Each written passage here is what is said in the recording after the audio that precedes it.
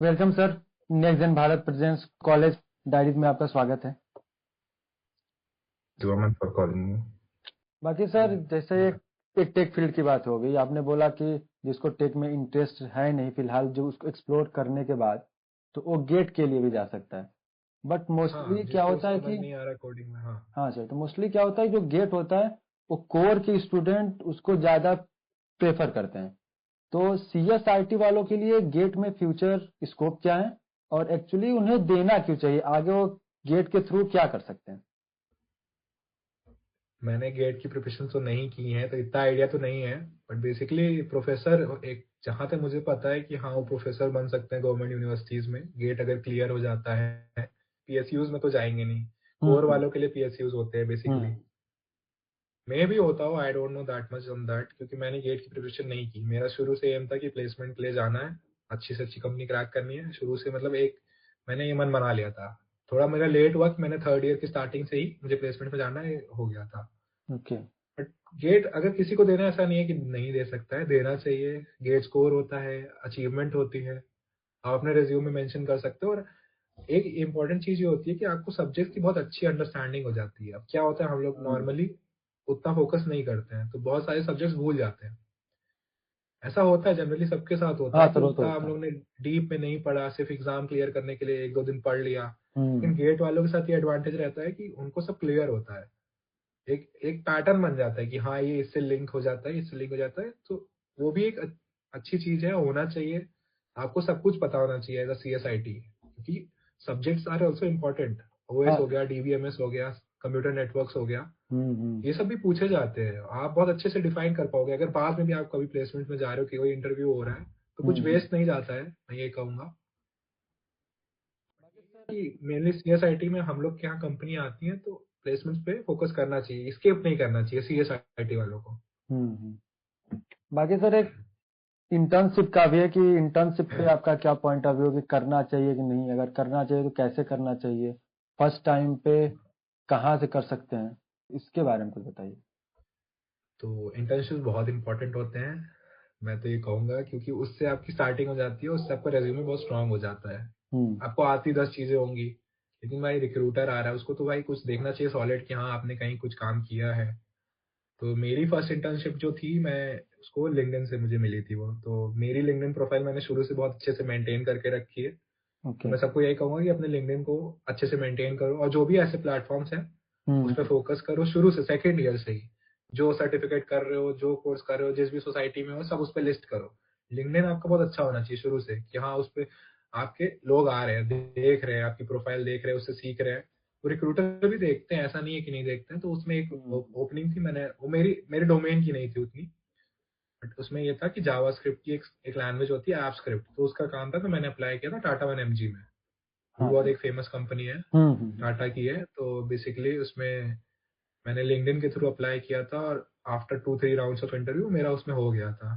तो वो मेरी 2 मंथ्स इंटर्नशिप थी, जो बहुत काम आई लिटरली प्लेसमेंट्स के ड्यूरेशन में। हम्म सबने मुझसे उस बारे में पूछा कि आपने यहाँ क्या किया, कैसी थी आपकी 2 मंथ्स की जर्नी, क्या चैलेंजेस आए, क्या आपका एंड प्रोडक्ट था, क्या किया। तो ये सब क्वेश्चंस पूछते हैं रिक्रूटर्स जो आते हैं, उनको इंटरेस्ट होता है। अगर आपने अच्छी जगह इंटर्नशिप की है, आप एक स्टेप अहेड रहते हैं बाकी हम्म स्टूडेंट से।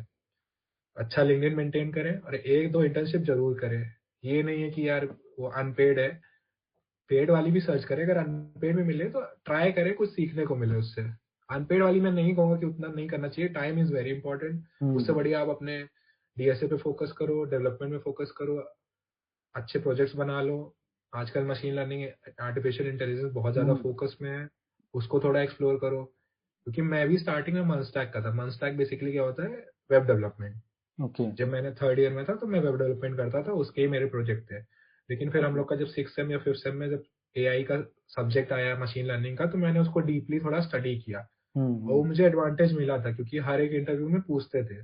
आज की चेंजिंग डोमेन में मैं सबको यही कहूंगा कि आपके पास एक एआई एमएल का भी प्रोजेक्ट होना चाहिए। थोड़ा उस पर मैं डीप में फोकस अभी बताऊंगा आगे।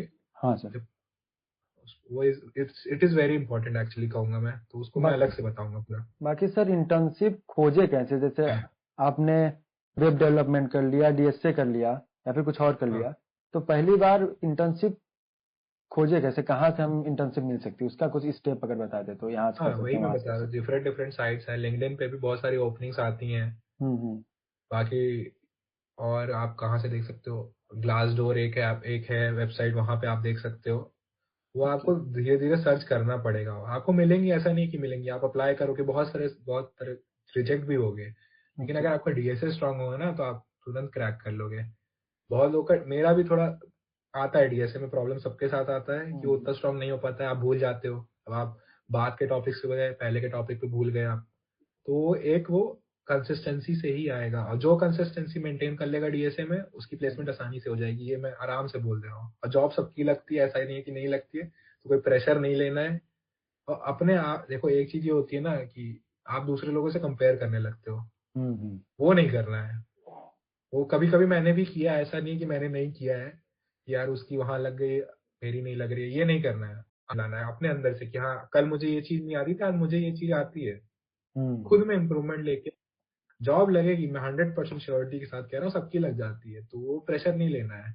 ऐसा नहीं कि कॉलेज खत्म हो गया है कि यार मेरी जॉब नहीं लगी, उसके बाद भी लगती है, थोड़ा मुश्किल हो जाता है, लगती जरूर है। बाकी sir placement point of view से देखा जाए तो जैसे आपने बोला कि प्लेसमेंट पॉइंट ऑफ व्यू से डीएसए बहुत इंपॉर्टेंट टॉपिक है। तो हाँ, बहुत बच्चे वही होते बोल हैं जो कि सेकेंड ईयर का लास्ट हो चुका है या फिर थर्ड ईयर भी स्टार्ट हो चुका है, बस उनका कोडिंग का बेस उतने अच्छे से क्लियर है नहीं।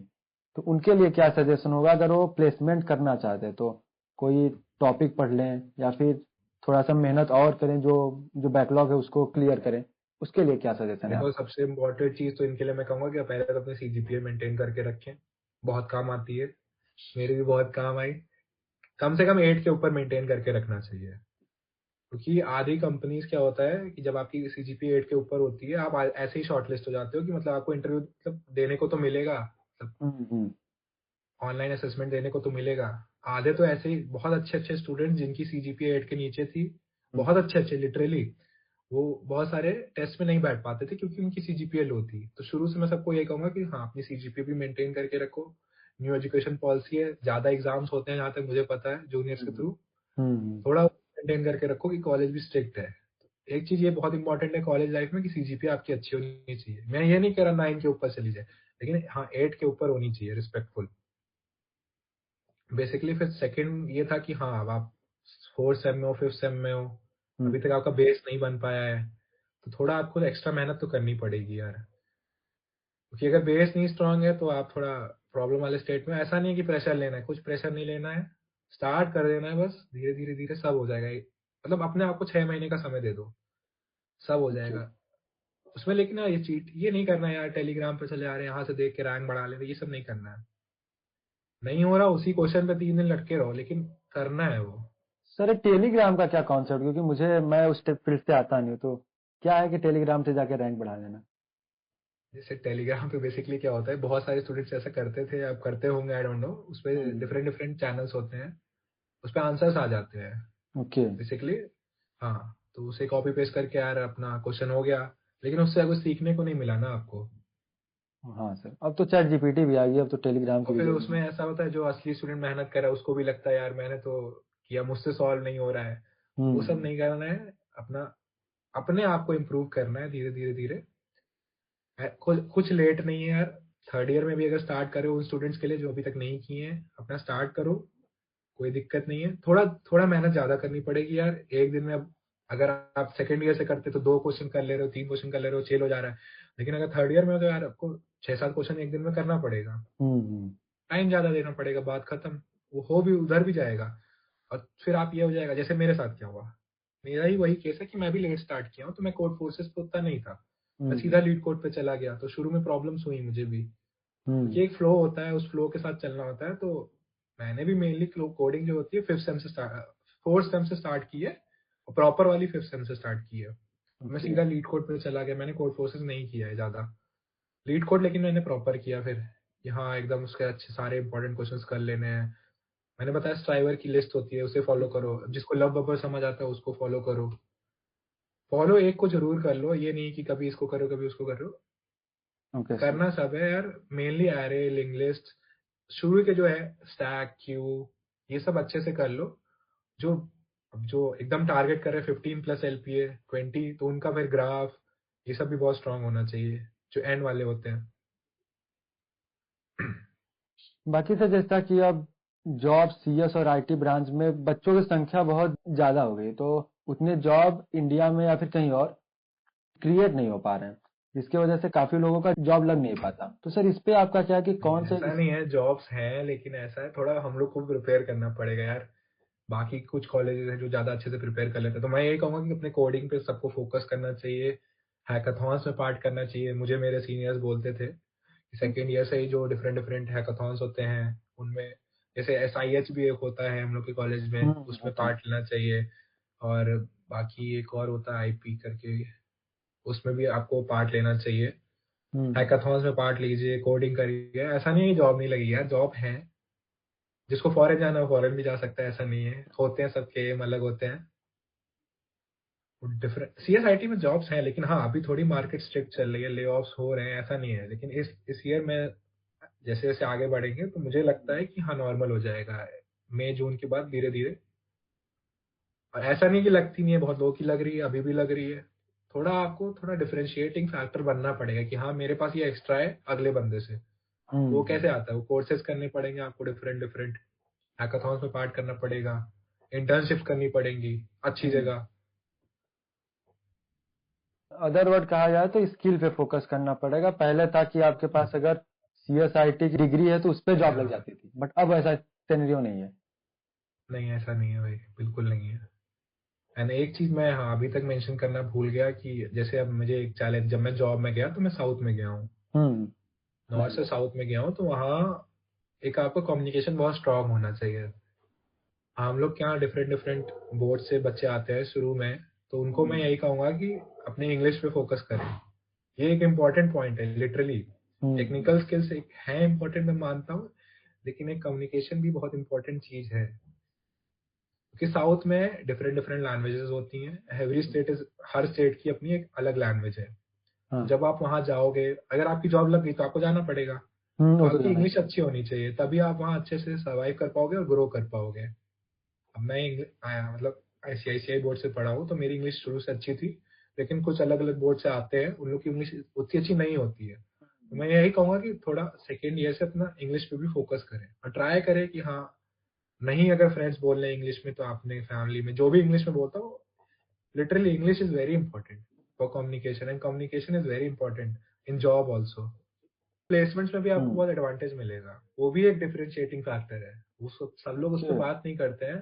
अगर हम्म आपकी टेक्निकल स्किल्स एक डिफरेंशिएटिंग फैक्टर है, वो तो कंपनीज आपको टाइम देती हैं, आप तब भी सीख लोगे। लेकिन एक चीज ये होती है कि इंग्लिश आपकी अच्छी होनी चाहिए, तभी तो आप कम्युनिकेट कर पाओगे। Okay sir. बाकी सर आपका प्लेसमेंट जो हुआ है ऑन कैंपस हुआ है, तो ट्रिपल ऑन MUT कैंपस। में प्लेसमेंट का क्या स्टेप होता है, कि मतलब प्रॉपर क्या होता है कि प्लेसमेंट तक पहुंचने का स्टेप क्या होता है ऑन कैंपस? हाँ, 6 सेम के बाद बेसिकली 6 सेम जब हमारा कंप्लीट हो जाता है तो हमारी वेकेशन स्टार्ट होती हैं। उसमें हम लोग को बोला जाता है कि यार, अब न्यू एजुकेशन पॉलिसी मुझे नहीं पता क्या होता है, ओके। उसमें शायद चेंजेस हो गए हैं थोड़े। फाइनल ईयर आपका पूरा इंटर्नशिप को दे दिया गया है, वो बहुत अच्छा स्टेप है, क्योंकि इंटर्नशिप इज वेरी इंपॉर्टेंट। बाकी हम लोग के टाइम पे ऐसा था कि 6 सेम के बाद हमारी वेकेशन होती थी, 2 मंथ्स की समर वेकेशन। तो उसमें हम्म बोला जाता था कि कोई वो इंटर्नशिप कर लो यार। तो उसमें मोस्टली लोग इंटर्नशिप जिनको मिल जाती है वो करने लगते हैं।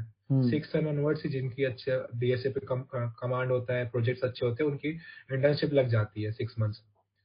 तो जब हम लोग उसके बाद वापस आते हैं, तो फिर हम लोग की प्लेसमेंट सिनेरियो स्टार्ट हो जाता है, वो अगस्त से लेके पूरा फेब मार्च तक।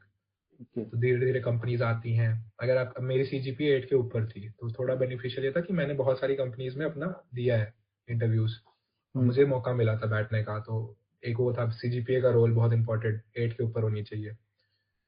तो उसमें क्या होता है कि आपका पहले ऑनलाइन असेसमेंट होता है, उसमें आपके एप्टीट्यूड आता है और कोडिंग क्वेश्चंस पूछे जाते हैं। हम्म और आपके जैसे OS के जो मतलब जो मेन सब्जेक्ट्स, ऑपरेटिंग सिस्टम हो गया, DBMS हो गया, कंप्यूटर नेटवर्क्स हो गया, हम्म तो इन सब से पूछा जाता है। तो ये आपका इस पे भी सॉलिड कमांड होना चाहिए कि हाँ आपको पता होना चाहिए क्या क्या क्या चीज होती है। ऊप्स ऊप्स के कॉन्सेप्ट्स पूछे जाते हैं, ओके। जो CSIT वाले उनको सब पता है ऑलरेडी। तो इसमें भी थ्योरेटिकल आपको कंट्रोल होना चाहिए अच्छा खासा। फिर हमारा ऑनलाइन असेसमेंट जो क्लियर कर लेते हैं, उनको फिर इंटरव्यू का कॉल आता है, मतलब इंटरव्यू के लिए बुलाया जाता है, टीएनपी में ही बुलाया जाता है, ऑन कैंपस में तो ऐसा होता है, हम्म। जाते हैं। कुछ का ऐसा होता है, कुछ कंपनीज ऑनलाइन ले लेती हैं, तो आप अपने रूम से दे देते हो। मैंने बहुत सारी का दिया हुआ है। ओके। तो ये प्रोसेस रहता है, फिर आपका 1 महीने बाद 2 महीने बाद रिजल्ट्स अनाउंस होते हैं और आपका हो जाता है। इसमें ये होता है कि आपको अपना रेज्यूमे हमेशा मेंटेन करके रखना चाहिए, रेज्यूमे भी बना लेना चाहिए। थर्ड ईयर के स्टार्टिंग में आपके पास एक प्रॉपर रेज्यूम होना चाहिए। Okay okay. तो सर रेज्यूमे बनाने का भी सर कुछ अगर टिप्स दे सके तो, क्योंकि रेज्यूमे बहुत इंपॉर्टेंट होता है जॉब पर्सपेक्टिव से देखा जाए तो। या अब हमारे कॉलेज में तो एक पर्टिकुलर फॉर्मेट फॉलो होता है, तो ओके। बहुतों को नहीं पता था, मुझे भी नहीं पता था। तो वो फॉर्मेट आप टीएनपी से ले सकते हो, वो हम्म। आपको प्रोवाइड कर देंगे, और उसी फॉर्मेट में आप शुरू से बना के रखना चाहिए। स्कूलिंग हो गई आपकी, अपना प्रोजेक्ट्स आप लिस्ट डाउन कर दिए, क्या स्किल्स हैं आपकी, किस किस सोसाइटी में आप हैं, आपके एक्स्ट्रा को करिकुलर में, मतलब जिसमें भी आपने पार्ट लिया, क्या अचीवमेंट्स हैं आपकी। मैं पर्टिकुलरली एक एनसीसी में भी था, सेकेंड ईयर तक मैंने एनसीसी भी किया है, तो वो भी मैंने मेंशन कर रखा है। मेरी लिंक्डइन पे भी मेंशन है वो, और मेरे रेज्यूमे में भी मेंशन है। तो जो आप एक्स्ट्रा को करिकुलर कर रहे हो, जो भी अचीवमेंट्स हैं, चाहे वो आपने कोई हैकाथॉन दिया हो, उस पे आपको प्राइज मिला हो, सब आप मेंशन करो उस पे। और प्रोजेक्ट्स अच्छे मेंशन करो, 2 से 3 3 प्रोजेक्ट्स होने चाहिए रेज्यूमे में, मैं यही कहूंगा। और वो नॉर्मल वाले नहीं होने चाहिए जो सब ऐसे यूट्यूब पे देख के बना ले। कुछ हम्म। उसमें अपना इनपुट एक्स्ट्रा देना पड़ेगा आपको। बाकी सर कॉलेज प्रोजेक्ट में भी आपने बोला कि बहुत ज्यादा इंपॉर्टेंट है, तो कोई 5-6 प्रोजेक्ट अगर आप सजेस्ट कर सके कि उस पे आप लोग काम करिए तो अच्छा रहेगा। बेसिकली मैं ऐसे नाम लेके तो नहीं सजेस्ट करूंगा, मैं डोमेन के हिसाब से सजेस्ट करता हूँ। जैसे अगर आप मन स्टैक कर रहे हो तो हम्म। एक दो मन स्टैक के हो गए, लेकिन अब आपको पर्टिकुलरली मन स्टैक में जाना है, आपका एआईएमएल में बिल्कुल इंटरेस्ट नहीं है, तो आप तीनों प्रोजेक्ट उसके रखो अलग अलग। ओके। थोड़ा उसमें डिफरेंशिएटिंग होना चाहिए, ये नहीं है कि हाँ थोड़ा उसमें सिमिलैरिटी है, नहीं नहीं, आपने डिफरेंट डिफरेंट चीजें ट्राई कर रखी हैं, वो करो।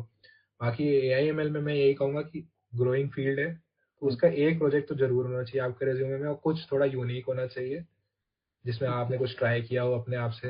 रनिंग होने चाहिए प्रोजेक्ट, ऐसा नहीं है कि रन नहीं कर रहे हैं। प्रोजेक्ट्स आपके ओके। रन करने चाहिए, ताकि जब इंटरव्यूअर आए आप उसे दिखा पाओ।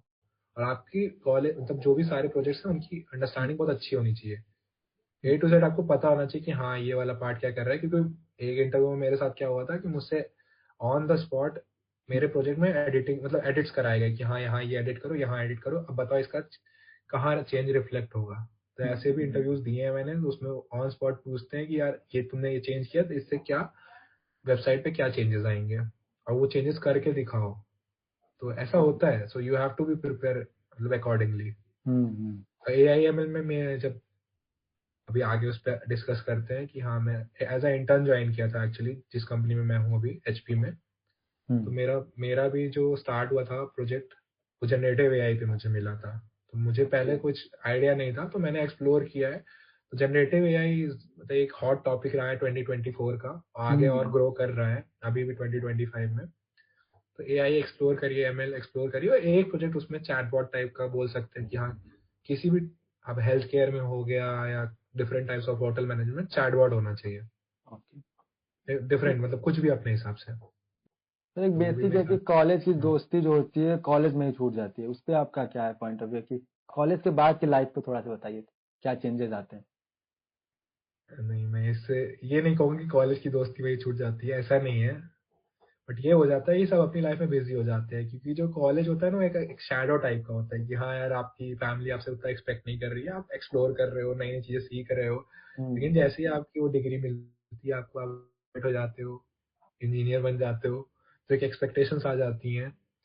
अब जो हायर स्टडीज के लिए जाते हैं वो एक अलग चीज है, लेकिन जिनकी जॉब लग जाती है, तो एक एक्सपेक्टेशंस हो जाती हैं फैमिली के थ्रू भी, और जहाँ आप काम कर रहे हो कंपनी के थ्रू भी। तो हम्म। फिर वो उतना टाइम नहीं मिलता यार कि हाँ, जैसे कॉलेज में होता है, आप कभी भी किसी के रूम में चले जा रहे हो, हॉस्टलर्स के लिए बेसिकली, मतलब डे स्कॉलर्स भी हैं तो कभी भी जाके किसी से मिल ले रहे हो।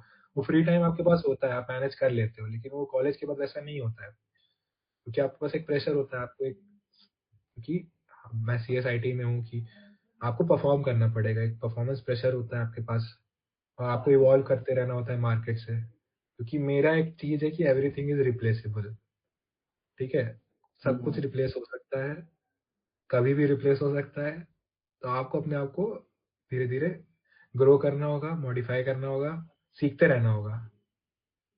ये मत सोचना कि यार मुझे कोई रिप्लेस नहीं कर पाएगा, कोई भी रिप्लेस कर सकता है, ये तो मैं बोल रहा हूँ लिटरली। तो लर्निंग पे फोकस करता रहना चाहिए, कभी ये नहीं होना चाहिए कि यार मुझे ये आ गया, इसके बाद कुछ नहीं, उसके बाद 10 चीजें और होती हैं, एक्सप्लोर तो करो। हम्म। बाकी सर एक काफी इंटरेस्टिंग क्वेश्चन था कि फर्स्ट ईयर में जब बच्चे आते हैं अपना स्कूल लाइफ से कॉलेज लाइफ में, तो एक काफी माइंडसेट होता है कि जाएंगे वहां पे एंजॉयमेंट करेंगे, दोस्त बनाएंगे, गर्लफ्रेंड भी बहुत लोग बनाने की कोशिश करते हैं। हाँ, तो उस पे आपका क्या टेक है, आपका क्या था पर्टिकुलरली इस टॉपिक पे इंटरेस्ट, और आपने क्या किया कॉलेज में? भाई इस पे तो मेरा तो कॉलेज में ये नहीं था, क्योंकि मैंने लिटरली मेरा ये नहीं था। मुझे स्पोर्ट्स में इंटरेस्ट था, और अपना मेरा साथ ऐसा था, मैं केमिकल से स्टार्ट किया था, तो ऑलरेडी मेरी लाइफ चेंज होती गई। जैसे मैं तुम्हें ऐसे बताता हूँ, जैसे मैं फर्स्ट ईयर में केमिकल में था, हम्म। सेकेंड ईयर में मैं गया तो मैं बी सेक्शन में था, कंप्यूटर साइंस के। फिर थर्ड ईयर में क्या हो गया कि मेरा सेक्शन चेंज हो गया, बस फिर ए सेक्शन में चला गया। ओके। फाइनल ईयर फिर मेरी इंटर्न लग गई, तो मैं कॉलेज में उतना था नहीं, तो मुझे टाइम नहीं मिला। तो कॉलेज लाइफ में गर्ल्स इंटरेक्शन कितना इम्पोर्टेंट है भी कि नहीं, इस पे आपका क्या टेक इम्पोर्टेंट है यार, ऐसा नहीं है कि इम्पोर्टेंट नहीं है।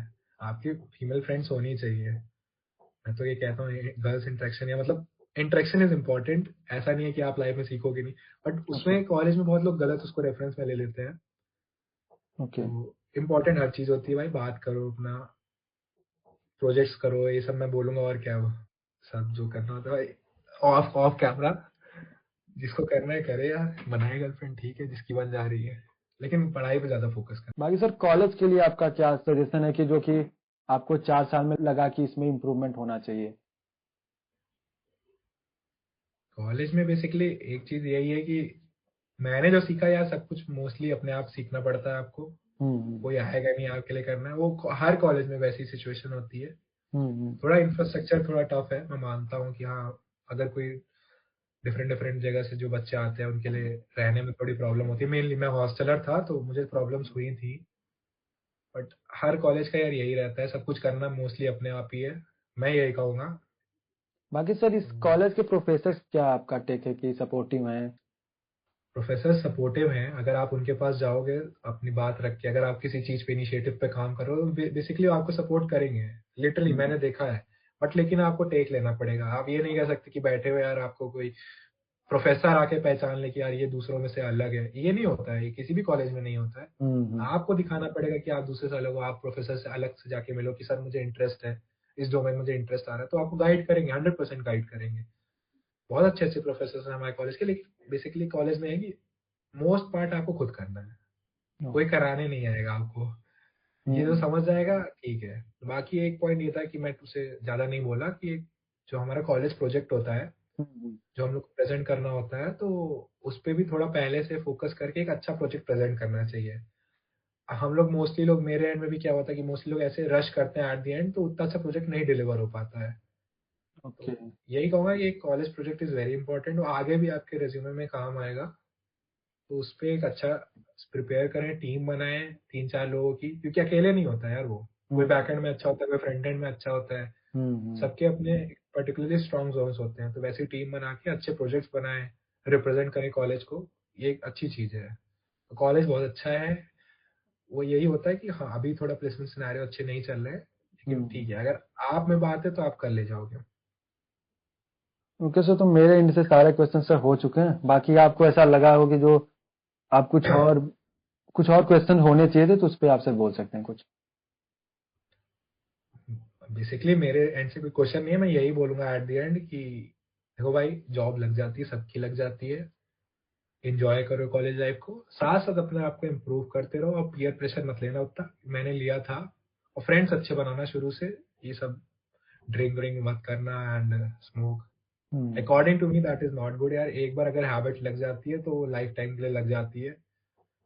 तो जिसको समझ आ जाए वो समझ ले, अभी से मत करे, बाकी सबका अपना है।